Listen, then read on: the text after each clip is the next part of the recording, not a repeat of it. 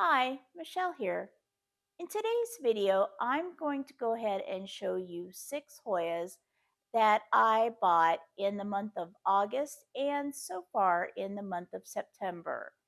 And I'm going to go ahead and show you these because I don't really have too many of these Hoya haul videos or purchasing videos.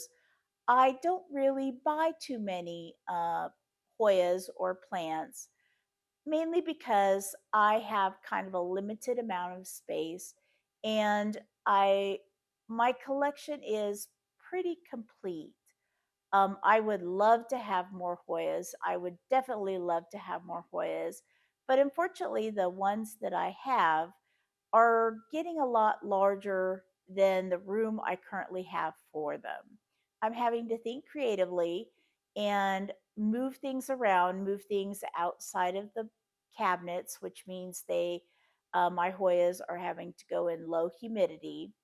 So I don't really buy too many Hoyas nowadays. I don't really buy too many plants in general nowadays. So I thought this would be fun to go ahead and do this video. And this is try number 3 on filming this. So I really hope this time will be the time that works for me. I seem to have a camera focusing issue. So fingers crossed this time will work. If you like today's video, please consider giving it a thumbs up. That lets me know if the type of video I'm producing today is what you'd like to see out of my channel. If you'd like to see other plant-related content like this, please consider subscribing to my channel. That lets me help get the word out on my little corner of the plant YouTube world. And if you have any questions or comments you'd like to contribute to the conversation, please let me know in the comment section below. And now on to the first Hoya. The first Hoya is a Hoya that I actually have already, and that is the Hoya NS12-323, the Microdwarf. And I say that I have the Microdwarf already, but it is in not too good of shape right now. I moved it into from pond into a soil-based organic mix, and it just did not take the transition very well. So when I saw this, uh, along with some other Hoyas that I bought from LaurensLeaves777 on Palmstreet, um, I said, "Ooh, I'll grab this too, and I will have uh, a healthy plant to go with my kind of, it's just kind of yellowish and not looking real healthy. And I will get this one to go along, and hopefully, I can eventually combine the two together and I'll be able to put them into one main pot. The nice thing about this plant is it's got a new growth point right here. It's got a new growth point with leaves right here. And it's got a new growth point with leaves right here. So it's really growing a lot, and I cannot wait for it to get even larger. It's got a great set of roots in this little propagation uh, container, and I can't wait for it to grow larger for me to combine it with my other one because this grows like a weed from what I've been told. So I can't wait for it to grow in my care as well. So the first Hoya is the Hoya NS12-323, the Microdwarf. The second Hoya is one I'm very excited to have, and this is the Medusa. The leaves, if you can see, are very thin and they have kind of a very slight pubescent feel to them. Very slight. they feel almost like just like a regular plant's leaves. So it's very interesting to think that this is a Hoya. I got this with these three branches coming off this one stem right here. But in the week or so that I've had it, it's actually split these two ways. And each of these is a new growth tip with new leaves forming. So that's really exciting. I can't wait to see this grow. It looks like it's really going to grow fast. I'll put a picture of the blooms because the blooms are terrific. So this has got really great looking, very thin, very fine roots. If I can show you the roots, you can see those. But they look very good and feels like it's probably about ready to water. But I can't wait to see this grow, and I can't wait for the blooms. Hopefully, I can't wait for blooms. Um, but this is the second Hoya, the Medusa. This is the silver Polyneura, and I am very excited to have this in my collection because the when I got it, it had these three leaves, and these leaves were very new. They were very small, and they've really grown a lot in my care. But now I have these very new growths come on right here. So I can say that I have even more new growth. I have my first set of new leaves in my care. So that's really exciting.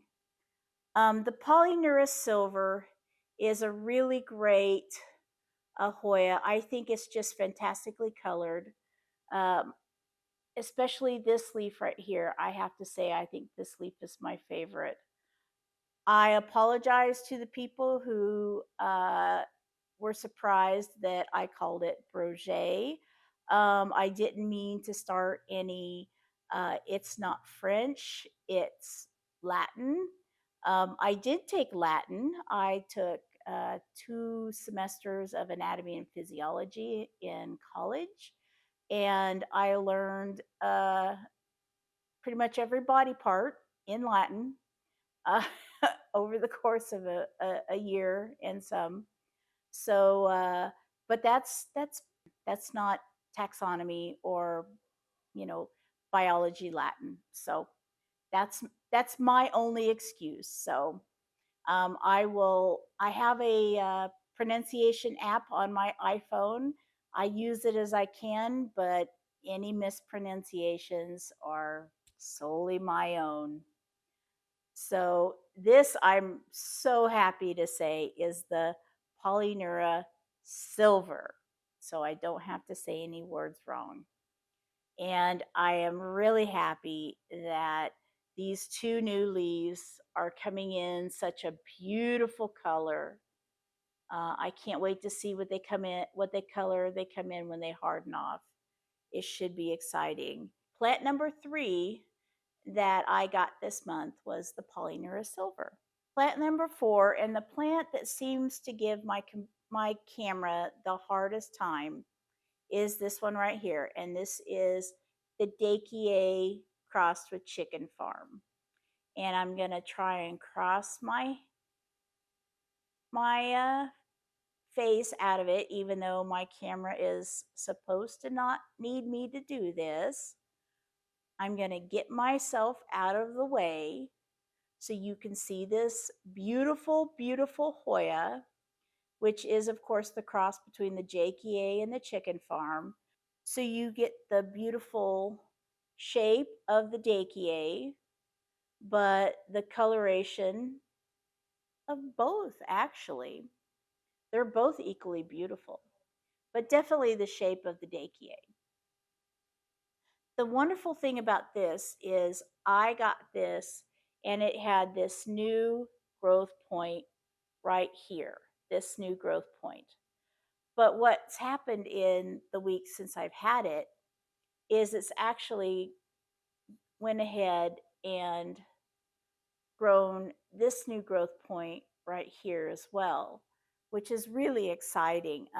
To have two growth points going at once is pretty exciting. So I thought that it was maybe not going to do so good crossing over from Lauren's care to my care, the seller I bought it from. But it turns out it looks like it's going to do pretty good, which I'm quite happy with because I had trouble with the deykeae, which is one of the reasons why I was looking forward to having the deykeae cross chicken farm so much, as I've heard this is a little bit easier, a little bit sturdier to grow. So, so far, it seems to be. It has, looks like I need to do some watering. It has some very fine roots. See if I can get behind here. Has some very fine roots. See if I can zoom in quite this far. I don't know how far my camera will zoom in.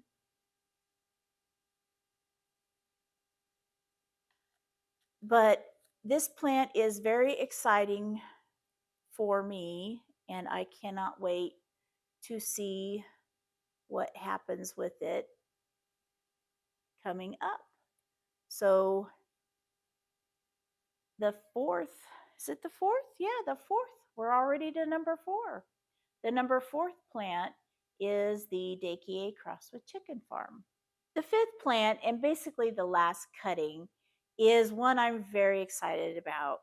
And this is the Coriacea Splash. And the reason why it was sold to me as a Coriacea Splash is because there was not 100% silver on the leaf. So Lauren didn't feel comfortable in marketing as a full splash. And I bought it because I absolutely loved the green on the leaves.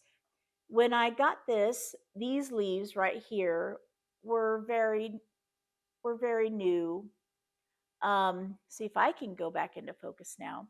These leaves were very small and new, and they have grown out quite a bit. I'm happy to say they are about maybe 75, 80% full size, I would say. But I'm excited to say that I have a tiny growth point now at the tip of this, and that's very exciting. Sorry, my hand is shaking so much. I'm trying to still it right now. But that little growth point on the tip is, I'm very excited to say, should hopefully produce a new stem or some new leaves. The roots are very good. They are really growing out. This plant should be ready to put in a larger vessel here really soon. And I just love it. It's a beautiful, beautiful cutting. I can't wait for this to turn into a full plant. The leaves are very thin, but the waviness is fully formed. So you can't like bend out the waviness or anything like that. So it's a beautiful, pretty sturdy leaf. So the 5th plant that I bought in the months of August, this was August, and September, was the Coriacea Splash. The 6th and final plant I'm going to go ahead and talk about today is my Australis Lisa. This is the plant that I received for my anniversary gift.